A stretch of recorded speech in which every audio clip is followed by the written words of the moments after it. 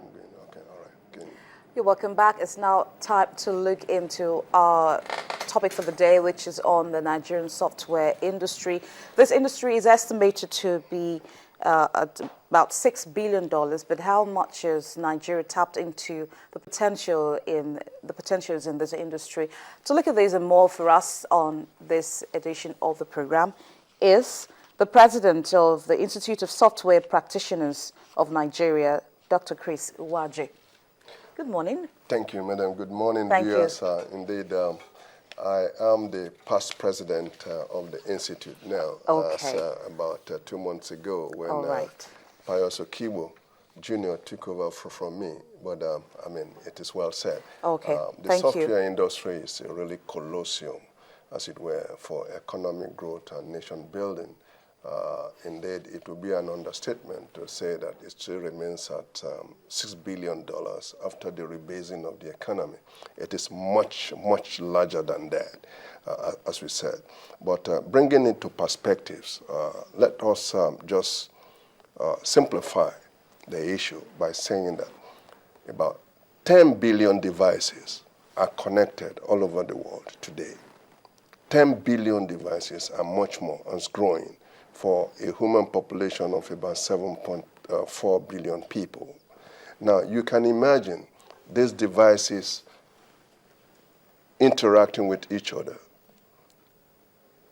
is only empowered by software. If you remove those softwares, your televisions go down, your airports go down, your medical facilities go down, your dams go down. And that is where this issue about software vulnerability and software empowerment for nation building has become a strategic imperative. No nation today can neglect the importance of software.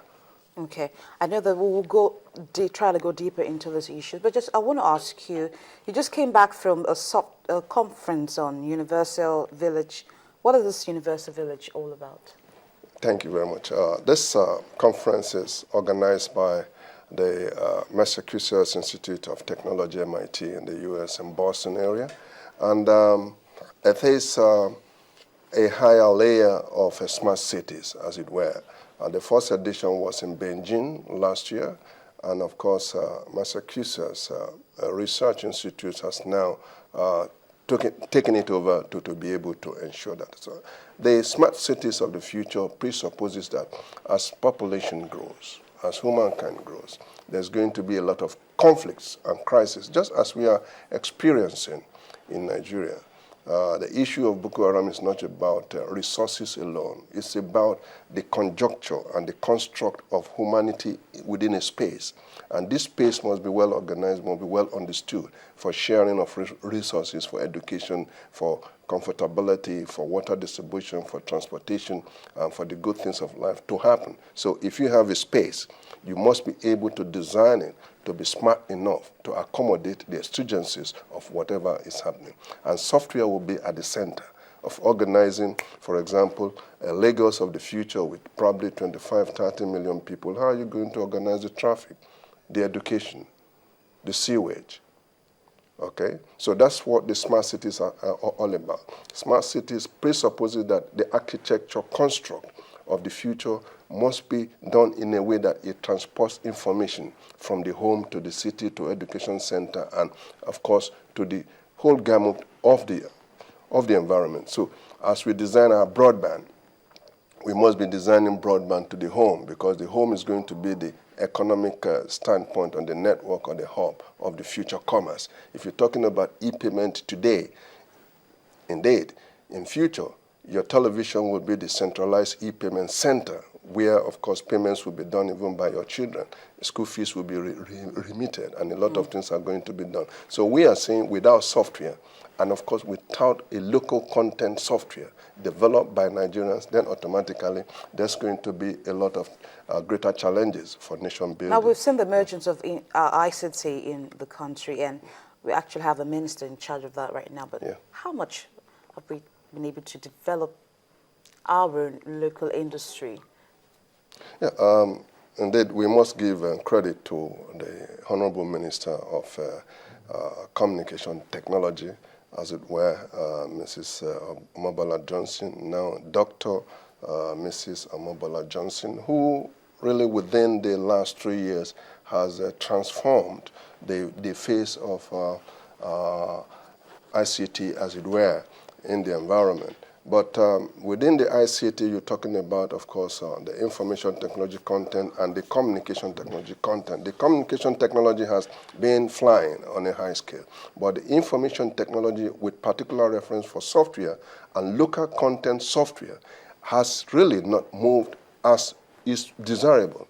But all these things need resources. It is really not in the domain of the ministry to bring these resources out. It is a convergence of the thought process of a nation to say X percentage of our budget for nation building should go to ICT, X percentage should go to software, and of course, X percentage should go to capacity building in software in particular.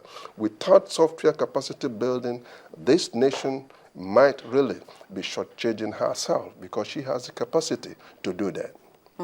I know that you're one of the software developers in the country, and we're having vibrant and buoyant software developers as well coming up in the country. To what extent have they been able to tap into the potentials? Have they contributed their own quota to the software industry? Absolutely. Indeed, if you look at the ecosystem of the industry, you're looking at 3 significant platforms. One is the education institutions where these capacities are being built.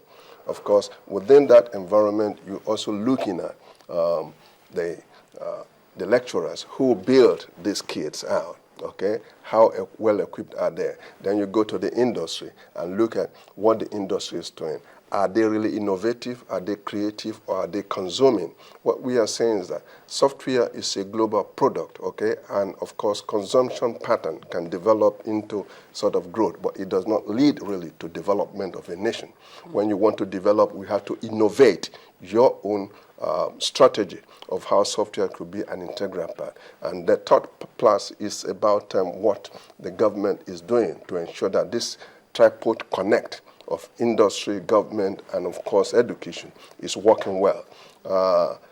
If you ask me, I will probably ask government to establish a one-stop shop of NYSC retooling center in Nigeria. Is that part of the innovation that you're talking about? Sure, about the innovation of smart cities of the future. The NYSC can be transformed into one big cluster of a retooling for technology, not scattered all over the nation, but in another level of retooling. When you pass out of as a graduate, you go into that institution to be retooled and to be ready for the industry and for government and for nation building. That is what technology is all about today. The way we are using our resources in human capacity after school is really not commensurate. At MIT, within the presentation, we had a group of 13-year-olds supported by 11-year-olds, supported by a 9-year-old, who are discussing about the smart cities of 2050. 13-year-old, and that's about technology, okay? And they were able not just to discuss it, they were able to bring to the table a proof of concept on how these things are going to work, because it's their world. So we need to ensure that our youths, Nigerian youths who have the capability, and I believe they had it in abundance, should be incentivized and should be encouraged to be innovative. There has to be not just a one-year conference status that we're doing. We can do conferences on technology, on mobile technology, on a monthly basis. You create a mobile technology bazaar. We let these kids come in and showcase to us what is going to happen in the future and their capability. And of course, a significant aspect of this software is mobile software that is now emerging. And Nigerians are also in the center of it. So we have all the opportunities, we have all the wherewithals. All what is not the missing link is how to connect all these resources and channel it to global competitiveness. You talked about some young people, 13-year-olds, 11-year-olds, talking about the smart cities of 2050. Yeah. But how well can we replicate that back home? how well do you think you can very make good, that transformation very good here? question. I think Dr. Mabala Johnson has also sent this innovative foresight and has established what they call the idea. There's an accelerator that can be used to innovate technology around the country. One is in Lagos, one is in Calabar, and more are still coming. So you build these hubs of innovating centers where startup companies, aspiring innovators can come in, and get involved and introduce their own idea as of no cost. I think those are one of the ways. But then, when you're talking about a country of 170 million people, I believe that these hubs are just, more or less starting up. You need a robust environment where IT parks will be established, where innovation centers will be established. And you're talking about numbers of 100,000 clusters of brains in one spot. So can that be linked about having research and development centers as well? Absolutely, absolutely. The ecosystem, involves everything under the earth to see, to periscope, and of course to be able to design, and of course to be able to produce. So this is the symbiosis that leads into the new smart cities of the future that we're talking about. Okay. How, for example, a presentation showed us how we can learn from bacteria and enzymes, and the way they build their ecosystems of enzymes and diagnose them into glucose and whatever. It's like a construct, it's architecture. And somebody, a PhD student from China was able to determine how it can help to organize smart cities of the future.